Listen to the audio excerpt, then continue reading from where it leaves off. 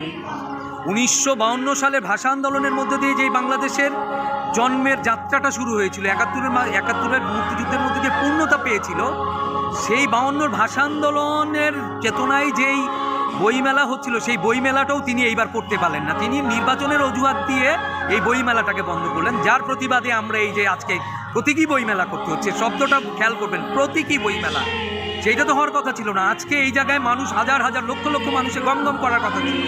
শিশু কিশোর বৃদ্ধ বনিতারা এখানে এসে ভাষা আন্দোলন, মুক্তিযুদ্ধ, বাংলার সাহিত্য সংস্কৃতি নিয়ে কথা বলার কথা ছিল, কিন্তু আজকে এখানে আমরা দেখেন আর্তনাদ করতে হচ্ছে। আসলে এইটা 24-এর গণঅভ্যুত্থানের আকাঙ্ক্ষা ছিল না।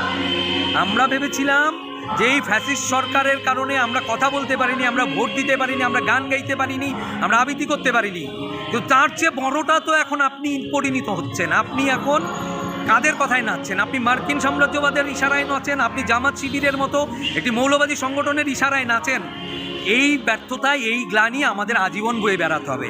কিন্তু এখন আবার যারা 24-এর যাদের বিরুদ্ধে সংগ্রামটা ছিল, তারা এখানে খুশি হওয়ার কোনো চান্স নাই। আসলে 24-এ যেমন ফ্যাসিবাদের বিরুদ্ধে আমরা লড়াই করেছি, একই রকমভাবে এই 26 সালে আবার যে নব্য ফ্যাসিবাদের যে জন্ম হচ্ছে, তার বিরুদ্ধে আমাদের লড়াইটা অব্যাহত থাকবে। যার প্রতিবাদ হিসেবে আমরা এই প্রতীকী বইমেলা এখানে অনুষ্ঠিত করছি। আমি বলতে চাই যে 24-এর যেই 5ই আগস্টের যে গণঅভ্যুত্থানের মধ্যে যে বাংলাদেশের যাত্রা শুরু হয়েছিল, মাজার মন্দির থেকে শুরু করে ভিন্ন মতাবলম্বী অথবা সংখ্যালঘু যে কোনো মতামত, আমাদের কথা হচ্ছে সকল মত এইখানে বিচরণ করবে। যে যার মত প্রচার করবে, প্রকাশ করবে। আপনার যেই মতের সাথে আপনি একমত হন, আপনি সেটাতে থাকবেন। যেটার সাথে আপনি দ্বিমত থাকে, ভিন্ন মত থাকে, আপনি ভিন্ন মত প্রকাশ করার অধিকার রাখেন। কিন্তু কোনো ভিন্ন মত কিংবা ভিন্ন আলাপকে আপনি দমন করার জন্যে আপনি বেআইনিভাবে আইন ফোর্স করতে পারেন না।